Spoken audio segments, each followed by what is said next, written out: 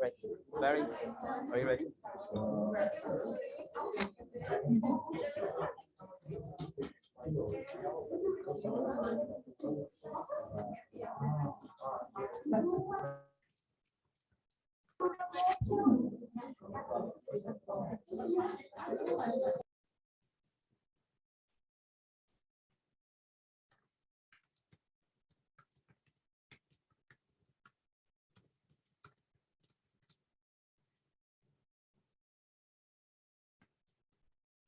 Can you?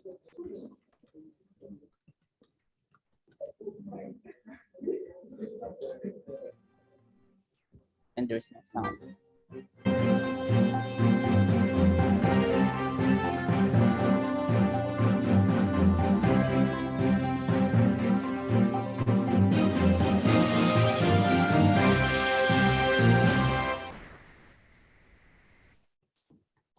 Good afternoon from Japan. I'm Jeffrey Ordaniel, Assistant Professor of International Security Studies at Tokyo International University. Today, we're going to talk about the Democratic People's Republic of Korea, or North Korea, a country often described in the literature as a rogue state, a hermit kingdom, and an impossible state. It remains poor, yet its pursuit of nuclear weapons has allowed it to get the attention of the international community. Since the 1980s, the United States has both confronted and engaged North Korea. In fact, the United States has tried both approaches over just the last 5 years. In 2018, when the DPRK declared itself a de facto nuclear-armed state, Washington swiftly changed its approach from what former President Donald Trump described as fire and fury to diplomatic summits hosted in Southeast Asia. In 2019, summit diplomacy lost its magic, and the COVID-19 pandemic brought everything to a halt. But questions still remain regarding how to best manage North Korea's nuclear, missile, and military provocations, and what is the right approach to convince Pyongyang to denuclearize? Also, what is the role of Southeast Asia in all of these? Welcome to another TIU International Affairs Seminar Series. For this session, we are joined by one of the most respected voices in the region when it comes to Korea policy, Dr. Chiew of the National University of Malaysia. A little bit about our speaker. Dr. Chiew is Senior Lecturer in Strategic Studies and International Relations at the National University of Malaysia. She's currently a member of the Consultative Council on Foreign Policy at the Ministry of Foreign Affairs Malaysia, Adjunct Lecturer at the Malaysian Armed Forces Defense College and the Institute of Diplomacy and Foreign Relations of Malaysia. She was previously Council Fellow, Global Future Council on the Korean Peninsula at the World Economic Forum until September 2021, Korea Foundation Fellow at the Institute of Strategic and International Studies Malaysia from 2019 until 2020, Shangri-La Dialogue's Southeast Asia Young Leaders Program, Associate Research Fellow at the International Institute for Strategic Studies Asia in Singapore, where I met her for the first time at the Shangri-La Dialogue a couple of years ago, Academy of Korean Studies Research Fellow in 2011, and Korea Foundation Field Research Fellow at Seoul National University in 2010. So while her research is focused on the Korean Peninsula security, she also works on the security and economic linkages between Northeast Asia and Southeast Asia, among many others. And Dr. Hu received her PhD in politics and international relations from La Trobe University, Australia. Dr. Hu is consulted by Malaysian and international media on Korean security issues, which appear in English and Mandarin, including BBC News, Wall Street Journal, Washington Post, and South China Morning Post, just to name a few. Also joining us today is my colleague, Professor Sojin Shin, who will provide some quick remarks after the presentation. Then we will proceed with Q&A. So before I turn over to our distinguished speaker, let me first give you some reminders or some disclaimers.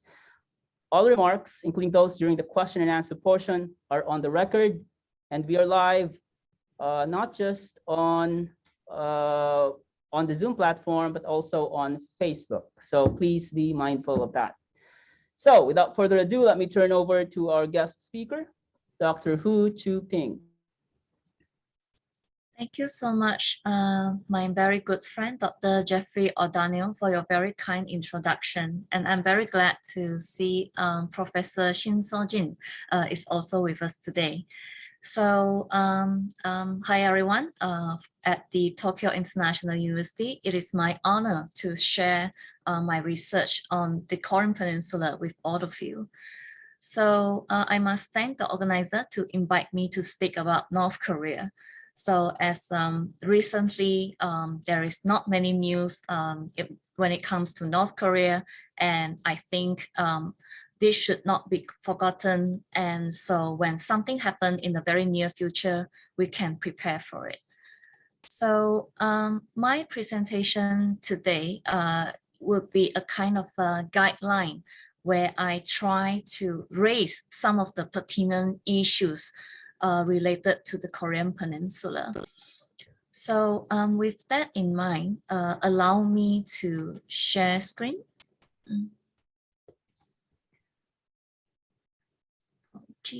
Okay. So confronting or engaging the DPRK or North Korea has been the major questions that many, not only of us, but people in the Washington, DC, in Seoul, in Tokyo, in Beijing are asking, well, how best to manage this issue that related not only on the Korean Peninsula, but also Northeast Asia. So in the recent decade, so just very quickly, we have witnessed the confrontational stance ever since Kim Jong-un took over the power when his father, Kim Jong-il, passed away in December 2011. So next month would mark 10 years of Kim Jong-un in power. So as soon as he took over from the North Korean regime, in 2012, the ongoing negotiation that was conducted under his father's regime with the Obama administration, we witnessed he went ahead with the Kwangmyongson satellite launch that eventually fell the 2012 Leap Day agreement reached between the government of the United States and DPRK. So there is a huge gap year here from since 2012 until 2017, where the strategic patience, as characterized by some of the Obama administration's officials, has not yielded any substantive progress. That was also the period where people witnessed that DPRK or North Korea has bought time to make progresses in its intercontinental ballistic missile development and also conducting nuclear tests. So it reached to a new height in 2017, where a second Korean War tension has been renewed when the Trump administration, especially by President Donald Trump himself, using very provocative rhetoric like fire and fury, the pressing of the nuclear buttons. So that does not stop North Korea from continuing their weapons program, and that include the eventual Hwasong 15 ICBM test in November 2017, the longest range of ICBM tests conducted by any country in this world. So that actually prompted the success of Moon Jae-in government's outreach to North Korea, whereby the year of 2018 became the year of diplomacy, summit diplomacy to be exact. And right before that, just like the Leap Day Agreement, trust politics that was launched by Park Geun-hye government did not yield any positive progress as well. Whereas in 2018, we witnessed Panmunjom Declaration at the DMZ of North and South Korea, the Singapore Declaration between Trump and Kim Jong-un, followed by the Inter-Korean summits in Pyongyang, which yielded the Pyongyang Declaration, which is military in nature and may be overturned by the next conservative government if the conservative candidate is to be elected to be the next president next year. So, of course, the Hanoi summit where Trump, infamously walking away from the deal, left the current situation in the stalemate, and the COVID-19 pandemic outbreak did not change this situation, whereby North Korea continued to conduct limited provocation, smaller scale and short-range missile tests, and the military parade. So they have made new progresses in other weaponry systems, including the submarine launcher ballistic missiles, ultra-modern tactical weapons that was revealed by the Party Congress earlier this year that may be hypersonic in nature or nuclear tactical weapons.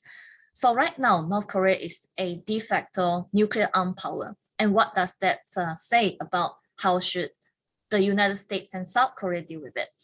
So there are a wide range of policy options that has been adopted by the US and South Korea against North Korea. They can be ranging from the spectrum of highly confrontational to the one that is reconcilable and engaging North Korea.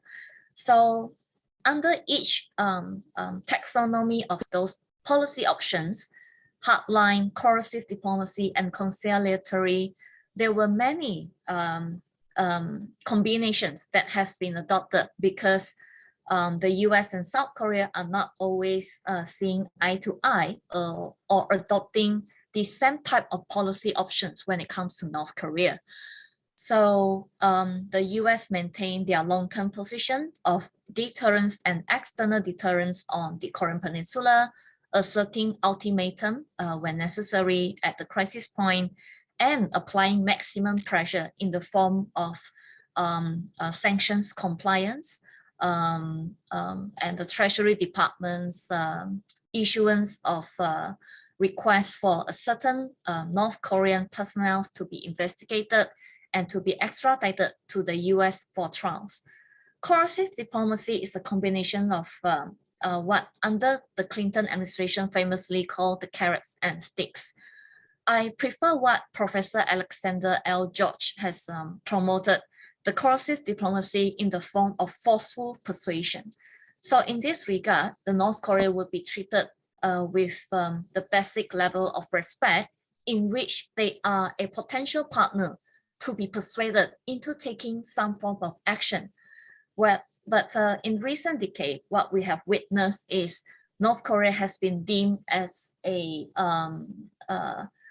not a type of a partner that can stand seeing eye to eye with the United States and sometimes by South Korea, but and a state actor, a rogue state that should be contained and dealt with carefully. So this is why there were problems with mutual and reciprocal steps that can be implemented between US and North Korea. And the question between North Korea and South Korea is not as easy as they envision it to be. And over the conciliatory policy options, there were options such as engagement, which can be mutual and reciprocal between US, North Korea, or inter-Korean.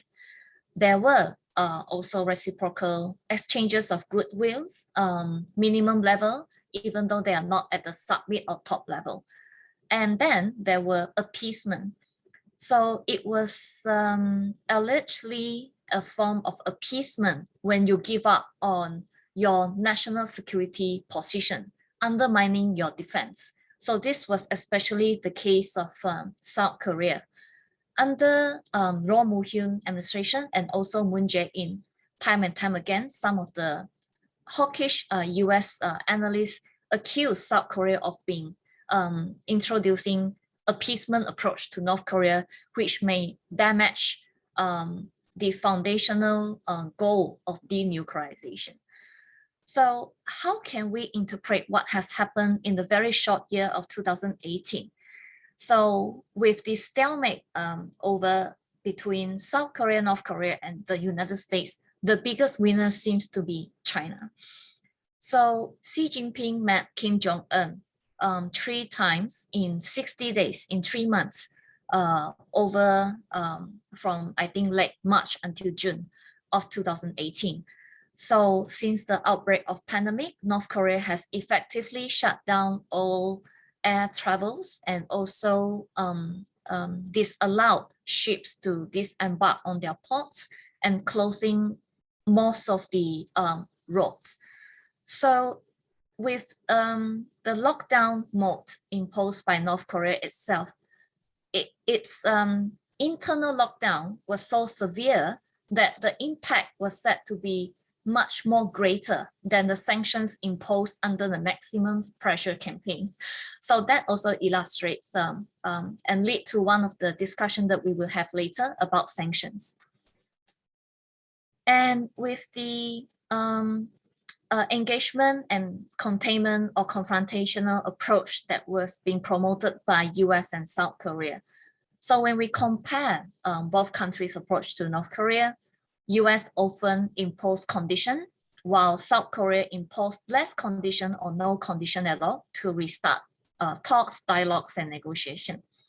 And in terms of pressure, domestic pressure in United States is so high, such as the case in Trump, that he chose to walk away from the Hanoi summit, refused to agree to the reciprocal visits of Yongbyon nuclear complex in North Korea in exchange for step-by-step denuclearization of North Korea. So there were lower level of trust building, and the walking away from negotiation is damaging to the extent that we would question whether Kim Jong-un and his elites would believe the US government in the future for another round of summit diplomacy, if it is going to happen. And when it comes to South Korea, it is all about the ideological leaning of the party that the president elected to, and the role of South Korea, whether they act as a facilitator, moderator to US DPRK negotiation. And as I have mentioned earlier, the breakthrough with the Panmunjom and Pyongyang declaration. So this is a higher level of trust building that was succeeded under Moon Jae-in and Kim Jong-un. So Moon Jae-in and Kim Jong-un recently, a few weeks ago, just expressed their intention to discuss about the end of Korean War declaration as one of the first steps towards a peace regime on the Korean Peninsula. So, but with the realistic and geopolitical condition remains, US DPRK now with no communication channel actively working between them, except the DPRK mission to the United Nations in New York that serve as the only channel for any US government officials to be able to engage the North Korean counterpart. and the warmongering statement narrative doesn't help with improving the situation either. And maintaining provocative status quo, meaning that when both sides chose not to engage each other, that means it again allows North Korea to buy more time to advance their weapon system. So there are dilemma in these approaches. Whereas between the inter-Korean process, North Korea often proactively reject the goodwill engagement and collaboration initiative coming from South Korea. So a lot of the efforts that South Korea has been constructing since the 90s can went back to ground zero just because of pure rejection by North Korea. So the difficulty in maintaining the momentum is said to be because of the lack of the third party platform for the inter-Korean to stand ground and to at least keep tab on what they have last done together. So last but not least, we need to face the ethical questions of sanctions, arms race, arms control, and the merits and demerits of engagement. So here I provide the merits of pressure and confrontational approach for the United States and their allies at least. Policy consistency and continuity is key. European partners at the moment also expressed that they are pessimistic at the condition on engaging North Korea because they have tried that after the sunshine policy introduced by Kim Dae-jung. So the European partners actually initiated European parliamentary delegation visit and diplomacy between the two Koreas. They also introduced more of their NGOs working on the ground in North Korea. And that seems that have been discontinued due to the heightened tension, nuclear tests, and the many sanctions regimes that were introduced afterwards. So the show of force by the United States together with Japan and South Korea often serve as a reminder to North Korea the reality of power asymmetry, and thereby to warn or signal to North Korea that there is no easy way to get out of this except by talking to them. But coming from a forceful position would actually toughen up North Korea's resolve to even to stand firmer on their ground and refuse to give in to the demand by the United States. So while North Korean elites may manage to maintain their position and power, North Korean people suffer the most. So the ethical question here is on the humanitarian grounds. Agriculture activities in North Korea are actively supported by third countries and also international NGOs, bringing in machine tools and the much needed mechanism and equipment from importing from China into North Korea. So right now, there is a very serious question about food security. Former NGO officials, workers who used to operate on the ground in North Korea in the middle of 90s expressed concerns over the food condition right now. And not to mention the human rights issues. Defectors are found to be reducing in great numbers due to the border lockdown, and the medical and health infrastructure is really concerning inside North Korea, even in Pyongyang right now. So whether North Korea can live up to their commitment to be accountable actor in this negotiation process is still living in limbo. So the strategic stability is also at the tipping point, whereby North Korea continue to devote a lot of national resources into modernizing their military forces, nuclear, and also missile programs. So the end of Korean War, is it truly the one of the best way to bring peace on the Korean Peninsula? So we still have lingering debates over sanctions relief and whether exemption for humanitarian aid can be provided. US forces in South Korea are often being characterized as the hostage on the Korean Peninsula. Because of them, that the US forces in Japan have more strategic flexibility. So if the war broke out, surely not only the US forces in Korea would serve as the first line of defense, but the reinforcement would surely come from US forces in Japan. So what does this mean for US alliance in the region, and in particular US ROK alliance? There are still very strong supporters, even among the progressive and liberal supporters in South Korea, that believe US ROK alliance is necessary, even though they are not as steadfast as strong as the US-Japan alliance. So they have contingency plans ready in case of regime collapse or humanitarian disaster occurred.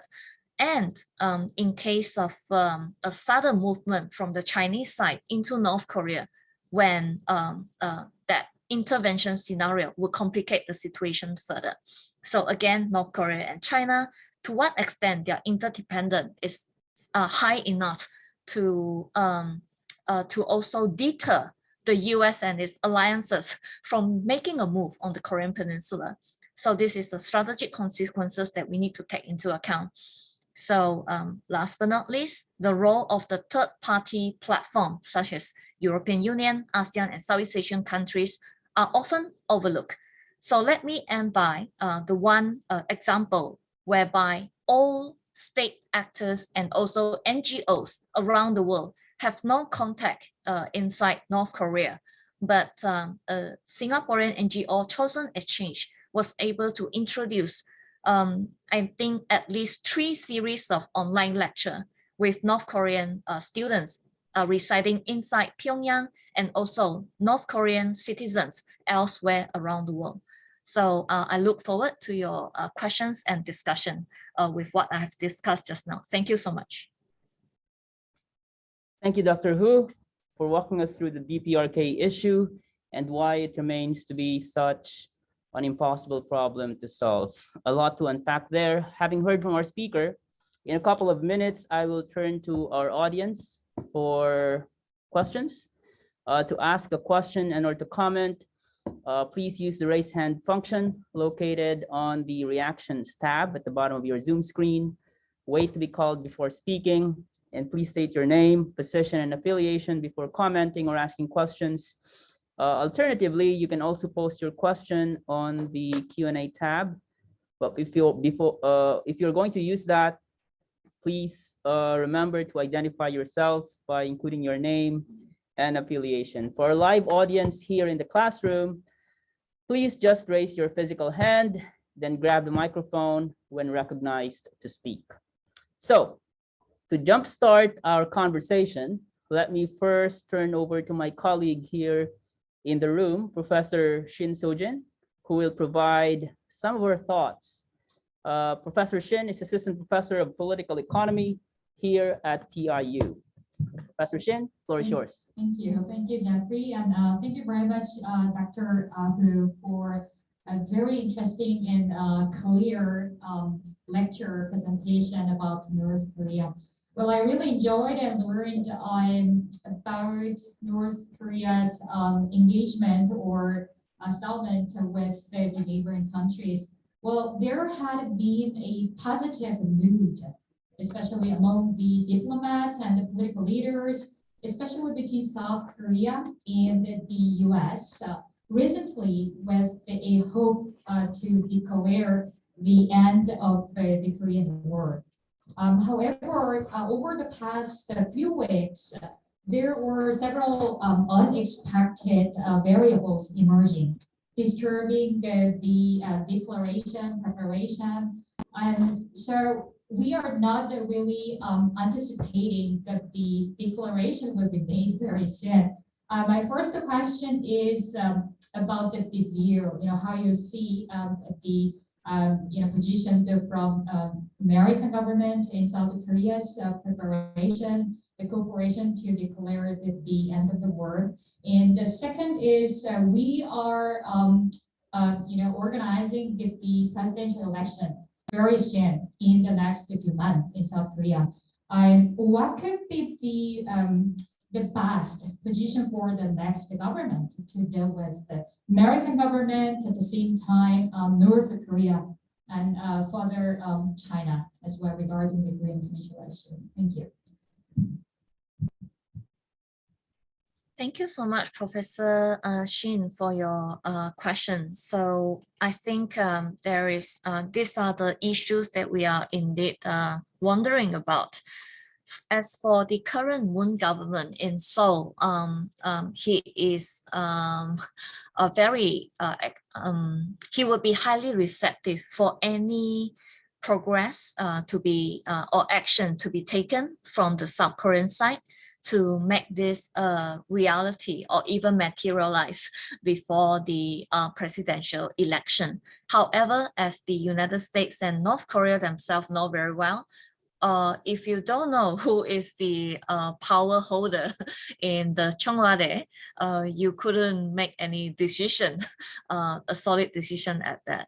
So this is the fact that the South Korean government cannot reach a bipartisan agreement on the North Korean policy in the long term has harmed the prospect for too long in terms of making substantive moves on bringing the North Korean issues forward despite the change in government and the shifting of political ideology of the leader in question. So secondly, the current presidential candidates in South Korea already Mr. Yoon from the opposition party, which is from the conservative, has issued a statement, one written in Korean and the second one written in English, specifically aiming for the international audience. So it illustrates to what extent this is vital to South Korea's national interests and also their security dilemma. So in short, the main message is that Mr. Yoon is against the abrupt end of a Korean War declaration. So of course, who should be the party in jointly declaring the end? So to what extent China should be involved in this? And interestingly, the current ruling government's candidate also expressed reservation about this.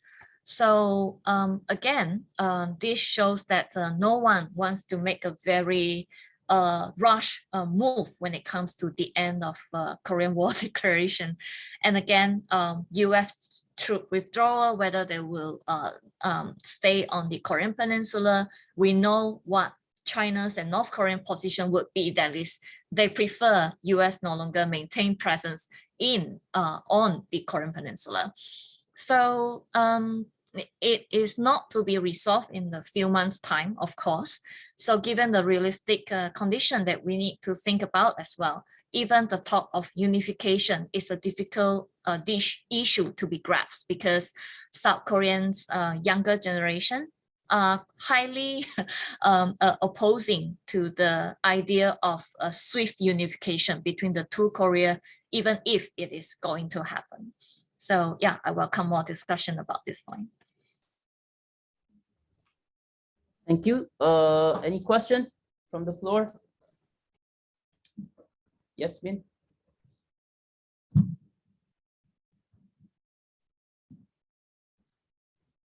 Can you introduce yourself? Yeah, so hello, Professor Hong. So thank you for your informative presentation.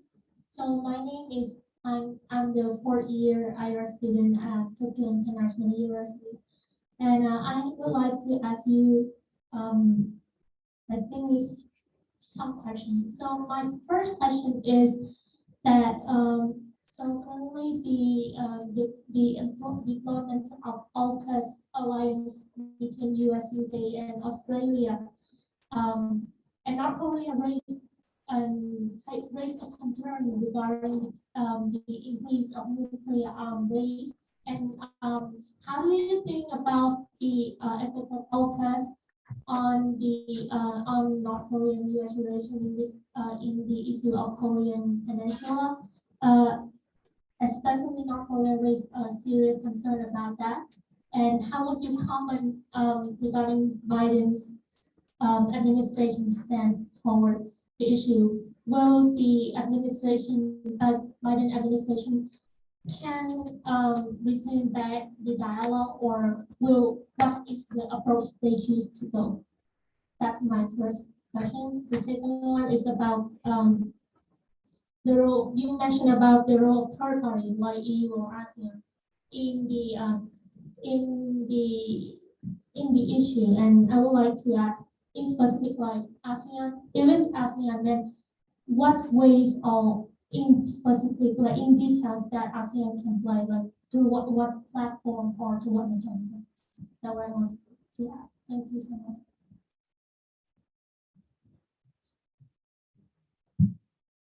Thank you so much. Yeah, thank you so much for your questions. So they are some of the tough ones as well. So firstly, on AUKUS, and as you mentioned, North Korea raised serious concerns over that. So given how North Korea is already a de facto nuclear armed state, and the fact that they may have achieved successes in their submarine launch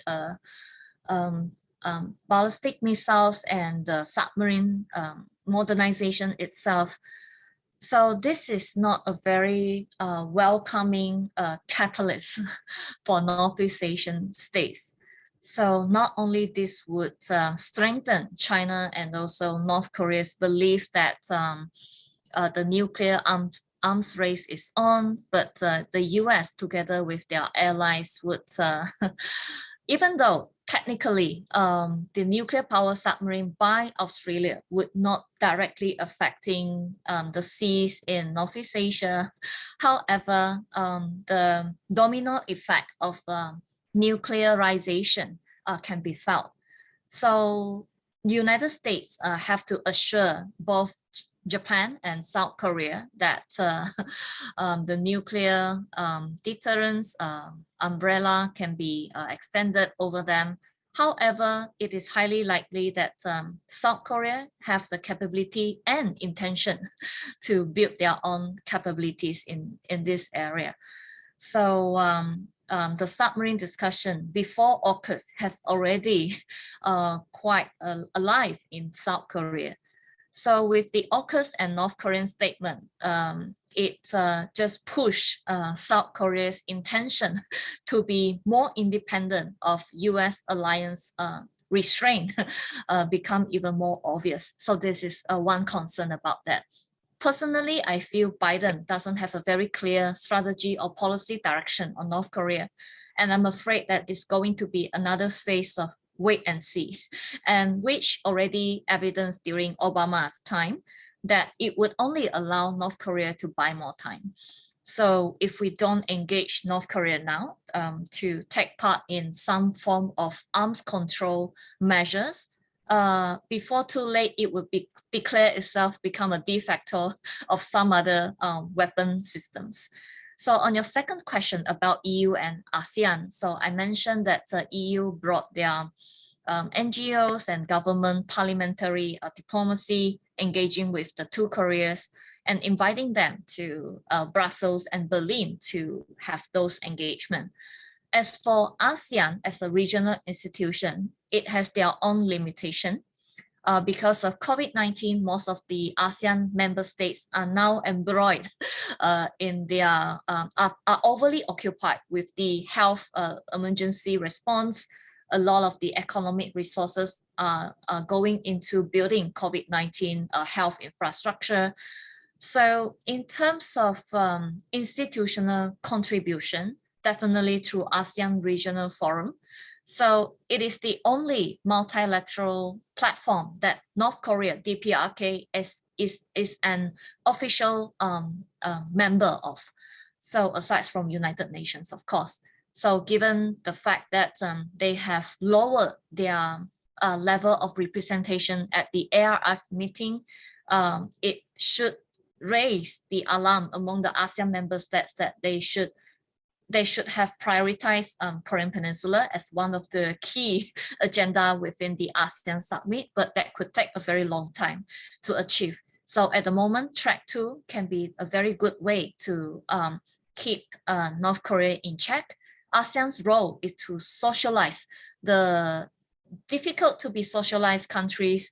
So in the past, it used to be Vietnam, the only socialist communist country in the region, and Myanmar, a so-called another rock state in Southeast Asia.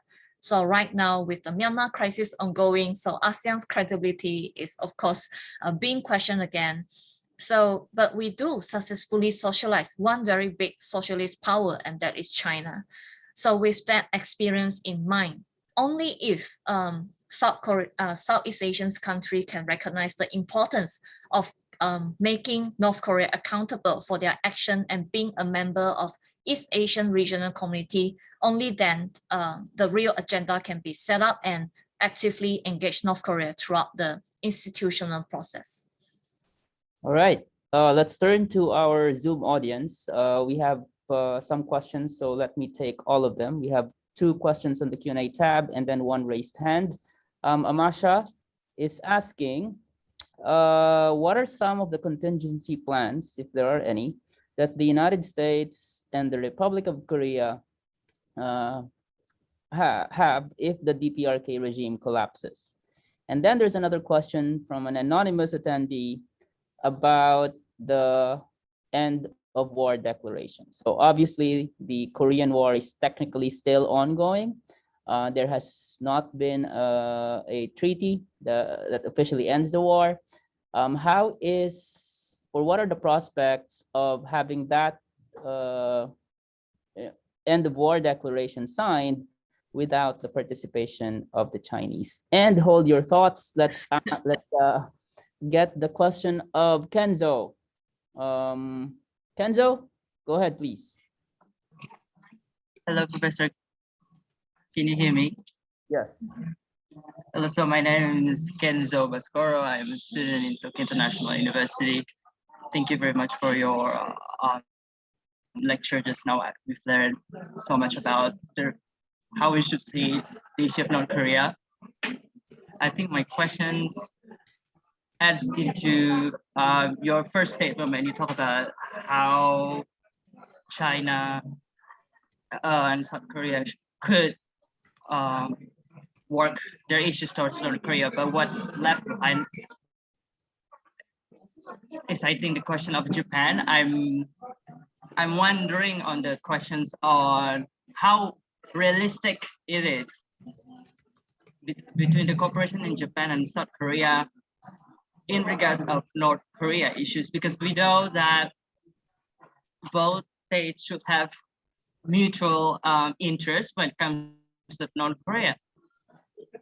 But I do feel that even when the US at the back trying to push the 2 states to talk about North Korea in a more constructive manner, we see how both of them are a bit pulled back. So I just wonder what's your opinion on how, just I guess, how realistic it is the two countries could do in order to engage with North Korea in the future. All right, so I guess the question of Kenzo is about the ROK-Japan relations, right? Not really ideal. They're not on the same page on many issues. So is that an obstacle to cooperation in terms of engaging or confronting the DPRK? Over to you, Professor Hu. Thank you. Very good quality of question. So firstly, Amasha, thank you for asking about the contingency plans. So there was OPCON. So these are the code name for the plans between US and ROK. So they do conduct secret or backdoor diplomacy to talk to the Chinese counterpart, Japanese, and to prepare for any potential scenario. So the plan would often be updated.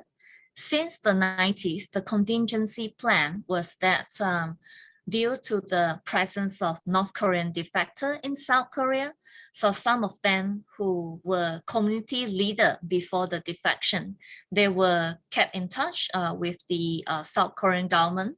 In case of North Korean regime collapse, These, of course, the US and South Korea army, especially the South Korean ones, would enter the northern part of Korean Peninsula and thereby occupying the provinces and allow the North Korean defector to play the community leader's role in rebuilding North Korea. Community by community, re by re, and also province by province. So this is one way of reducing the impact. And USROK, of course, have another unspoken plan in case China intervene from the northern part of North Korea if North Korean regime collapse. So that was the worst case scenario. So I have no idea about what the contingency plan for that looks like, but most probably talk first. So there must be some form of communication available, dialogue for the joint collaboration to take the situation under control. So I hope you are satisfied with this response. Secondly, it's about China's participation. Already during the first Moon Jae-in and Kim Jong-un's meeting at the Panmunjom, their initial Panmunjom declaration is without the mention of China. And already China reacted very strongly to that. And to think that Xi Jinping actually hijacked that golden moment that the first world leader to meet with Kim Jong-un face to face. It was supposed to be Moon Jae-in, but Xi Jinping had the honor instead by an overnight secret train running from North Korea into Beijing. So China would definitely react very strongly if they are not being considered as a party, and the Armistice Agreement of 1958 does have Peng Dehuai's signature on that piece of paper. So like it or not, South Korea and United States and North Korea, of course, should consult China as part of the process of declaration of the end of Korean War. So next is the question raised by Kenzo. So I think Japan, South Korea is indeed a very complicated question and problem to work on. So as you all know, over the past many decades, Japan has tried their best to express their remorse and willingness to participate in bilateral mediation, consultation, collaboration. However, under Moon Jae-in administration, there are several instances where South Korea withdraw from, for example, intelligence sharing, hard labor issues, agreement, comfort women issues. So there is a lot of historical stumbling blocks for the two countries to walk on the same ground. So when it comes to working together on North Korea, I think if future South Korean and Chinese leader can embrace Japan jointly in talking to North Korea, I believe the issue of adopted Japanese victims to North Korea can be one channel, but it has to be approached differently, not from a place of condemnation, but willingness to make amends with each other. So Kim Jong-un so far has been refusing, even at the height of the summit diplomacy in 2018, refused several times Japan's offer to have a summit together. So I think Kim Jong-un has decided it is not a good idea to deal with Japan, even though I have personally evaluated that under Abe administration, it was sincere to reach some kind of a communication and also understanding to start any form of conversation. However, Kim Jong-un has steadfastly refusing that, no reason given. So we can only imagine that Japan has to offer more than request to talk about Japanese abductee issues when it comes to North Korea. All right, so let's go back to our live audience here in the classroom. Maybe we can take two questions at once. Kwan?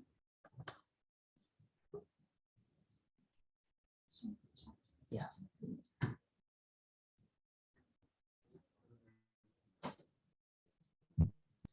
Thank you, Professor, for your informative presentation.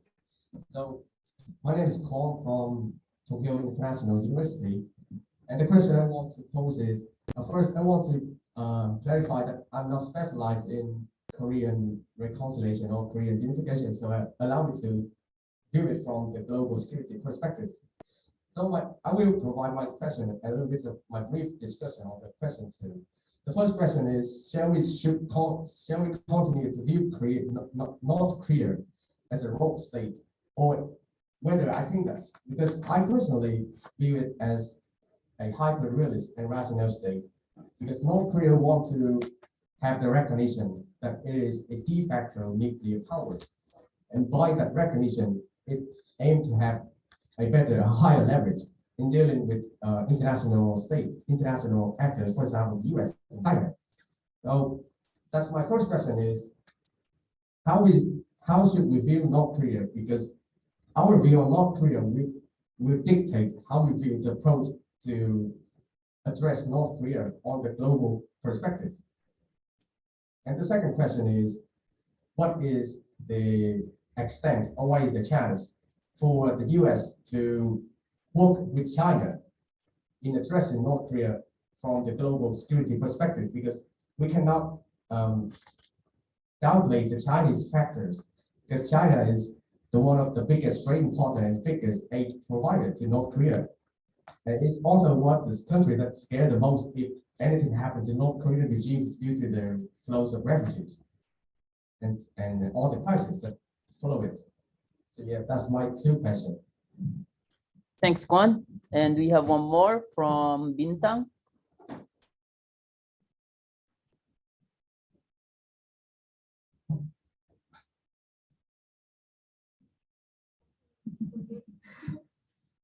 Thank you so much for the presentations. I have some questions. So it seems that from your presentations, it seems that North Korea does not respond positively to South Korean engagement efforts. Meanwhile, they also don't really crack under the US pressures, as well as sanctions and so on. So what does exactly North Korea desire from their international relations? However, in one of your answers, you mentioned that they had some sort of relations with China and Vietnam. So do they all only want to talk to socialist states? What do exactly they kind of desire? That's my question. The second one is that you mentioned briefly about the role of NGOs, and it's actually my first time hearing that Singaporean NGO could reach out to North Korean citizens. It seems quite interesting, but how exactly do you think NGO could play in international politics? Is there any way they could play a bigger role or a more influential role? And the third question, this is just a little bit from a whim, but you did talk a little bit about collapse of the North Korean regime. What kind of situation that could lead into that? It seems that the sanctions didn't work, the food insecurity and the poverty also didn't work. They have the succession of people in line. So is it even a possibility that the regime could collapse? I would imagine that they would have collapsed by now if they actually cracked under any pressures. So those are all my questions. Thank you so much. All right, over to you, Dr. Hu. Well, yeah, again, another great bunch of questions, and I really enjoy this. So I saw another question in chat by Premo Lamek, which is about security guarantee nuclear weapons vulnerable to be overthrown uprising outside of military intervention. So very quickly, North Korea's Kim Jong-un's objective is indeed to achieve the strong state and a strong or a sustainable economic development in North Korea. And this is why Byungjin was being introduced. So of the Byongjin, Byong means 2 parallel, right? So 1 parallel of nuclear has already achieved. So now left the economy. So I think if anything indicating running in the blood of the Kim family is that they fell at economy. So Kim Jong-un has been trying to rectify that by introducing small-scale informal economic practices, but now all of that has been rolled back under the pandemic. So we see that the cancellation of reform efforts as extremely concerning. So we already know that sanctions doesn't have any impact, but then again, it was the domestic policy that can affect people's livelihood the most. So a lot of the private assets has been seized by the regime. The security apparatus within the country has been tightened over the pandemic. So the return to the hard authoritarianism approach would destroy Kim Jong-un's legacy in modernizing Pyongyang, the city-state, and also the border cities with China, because these are some of his more remarkable non-military contributions to North Korea in the past 10 years. So we hope to convince North Korea not to go along that track. So in terms of security guarantee, North Korea trying to reach an agreement with the United States acknowledging North Korea as a normal state. So they want to be recognized as a sovereign state with their own will, not a crazy madman state, not a rogue state, so to say. So they are trying to have themselves being treated normally by the US, and that is the main objective. So thereby with that, I brought over the answering to Cole and also Bing Tang's question. So how should we deal with North Korea then? In my past, okay, I'm going to reveal my age here, almost, so a very long time of observation. North Korea actually is quite receptive towards NGOs initiative. And this is something the government don't see the value in for quite a long time, even though they are aware of those NGOs' contribution to North Korea and advancing not US-North Korea negotiation. So the first breakthrough that led to the agreed framework signed in 1994 after the first nuclear crisis is actually because of a track 2 academic discussion done between the US and North Korean and South Korean academics that give rise to the hope that there is a solution to this discussion. Japanese academic was involved as well. And that was why Japan and South Korea were the main sponsor of the KIDO, Korean Energy Development Organization. So to replace the nuclear weapons program with the light water reactor for electricity supply in North Korea. So as we knew, Bush administration, so again, the domestic politics of the United States failed that engagement approach and process. And when we have to redo all over the 6-party talks led by China, so even China has actively promoting engagement, negotiation, reconciliation with North Korea. But then again, financial warfare launched by Bush administration destroy the deep pocket of Kim Jong-il, and thereby he went to Jiang Zemin and also later Hu Jintao for help. And this is why North Korea has a high level of dependency on China over the course of Kim Jong-il's rule. And Kim Jong-un wanted to mark a difference. And this is the one little hope that we can rely on right now, is that he sees the pros and cons of having China as the supporting North Korea. However, over-reliance on China is not ideal for North Korea's autonomy and agency in international relations. So from the global security perspective, if US and China is going to work together on the North Korean issue, North Korea would distance itself from China. And that has already been tested by Xi Jinping in 2017. And we all know that that year is a highly provocative year. So a Chinese researcher who often visit North Korea actually shared with us that now even North Korea hate us. So China right now don't see the reason of supporting US initiative in in having any kind of new policy towards North Korea, because China regarded its own approach on North Korea as the most reliable one. So, and of course, the US-China strategic rivalry also means it is even more difficult to find convergence and interest on the Korean Peninsula from now on. So, Bintang, your remaining question is about, the North Korean openness. It's not limited to socialist partner, otherwise there won't be any exchanges between ASEAN and North Korea. So Malaysia, before being cut off diplomatic ties, is not a socialist state either. So as Singapore, Brunei, Thailand, Indonesia. So what these countries have done and their NGOs was to focus on the area that is very specific, contributing towards people's livelihood. Canadian and American NGO focus on food nutrition. So they introduced soy milk as the protein replacement.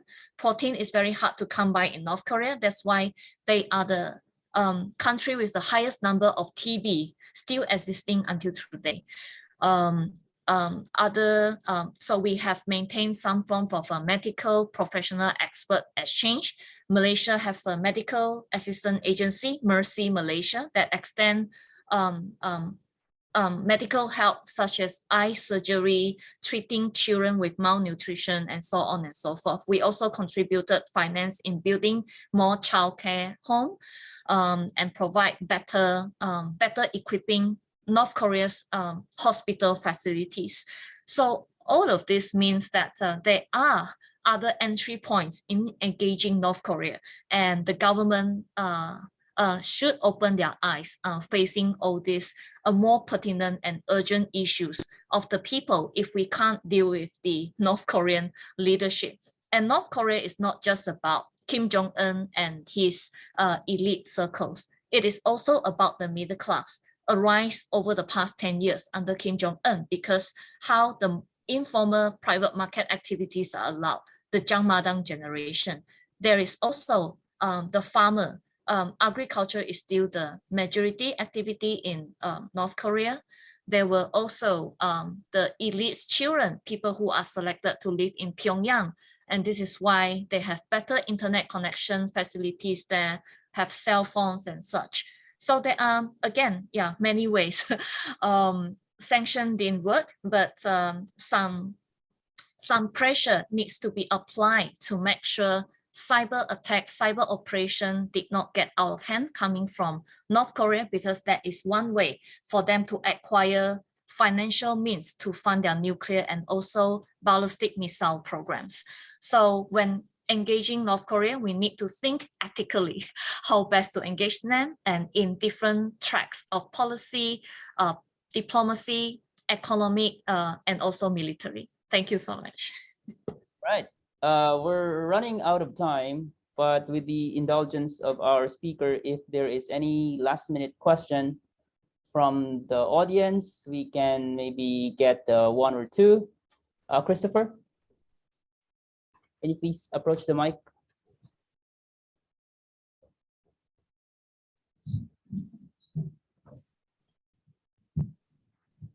Thank you very much, Professor, for this wonderful session of the panelists here. First of all, my name is Christopher. Nice to meet you. I'm fourth year EAIR student here at the University. I came from Indonesia, as you might know, one of the few countries that have embassies in North Korea. And just a quick question, simple one. What is it that made the North Koreans the center of attention when it comes to nuclear threat? Well, we almost never heard or talked about the, for example, the Pakistani nuclear program or the Chinese nuclear program. Why is it that in the Pacific region we see that the North Koreans are the center of attention of the nuclear threat? Yes, especially since the DPRK regime is, relatively speaking, is quite stable towards the nuclear threat. Thanks very much. All right, so I think the question is about the attention that North Korea has been getting over its nuclear weapons program. when we have other nuclear weapons proliferator in the region, for example, Pakistan, India, Israel, and yet these countries have not really gotten the attention of the world, or they are not even sanctioned over these things. So what are your thoughts on that? And I think we can end there. And I'll give you the last few minutes as well to offer, maybe provide us with some closing remarks. Over to you, Dr. Hu. Thank you so much, Dr. Ordaniel, for giving me another few minutes to cover this issue. In fact, this is the very reason that North Korea used in their official statement that the US and international community are being unfair because the attention are overly focused on North Korea's nuclear weapons program, whereas a lot of US partners themselves were engaged in such activities. And Pakistan's nuclear and ballistic missiles program are indeed a product of collaboration between with North Korea. And in the process, Malaysia accidentally become a middleman for some of the parts, dual-use technology for proliferation. And thereby, countries in Southeast Asia heighten their attention to this matter, and Malaysia become one of the first country in the region to set up Strategic Trade Act to better track the dual-use technologies unintentional transfer that may ended up in North Korea's hand, and also the other way around, from North Korea proliferated to the Middle East. So Israel has often involved in many of the covert operations undermining North Korea's nuclear weapons development. For instance, they launched cyber attack on Iranian's nuclear facility. They also claims that they assassinated North Korean scientists in Iran, in Yemen, in Libya. So where they are spotted and found. So the nuclear proliferator involved the middleman position. Myanmar was a candidate in the late 2000s when they resumed bilateral relations after the Rangoon bombing in the 1980s. Pakistan is now cutting clean of their direct ties with North Korea when it comes to proliferation issues. However, Iranians is still on top of the list in terms of this area. So the fear of nuclear terrorism is still there. And the fact that North Korea announced its intention to develop hypersonic missiles. So those emerging weapon systems seems to be a new forte for North Korea. And this is something that we need to persuade US, South Korea, and many other major stakeholders to bring North Korea into the talks of arms control. So this is already beyond denuclearization. And I hope as global security students, you bear that in mind as well when one day you hold a position to negotiate on this issue. All right, we are out of time. And thanks a lot to our speaker, Professor Hu Chu Ping from Malaysia. This has been a very illuminating and enjoyable session. And also special thanks to those who tuned in over via Zoom. Just one announcement before we end. The final TIU Global Dialogue event for this year is scheduled on December 16 at 9 p.m. It's a roundtable discussion entitled Doing IR Differently, Relational Cosmologies Around the World, organized by TIU and International Christian University in Tokyo. And that's going to be hosted by my colleague, Professor Chris Lamont. So to those interested in non-Western international relations series, please register for that. So that's it for today. Thanks, everybody. Thank you. Thank you so much. ありがとうございます。Terima kasih.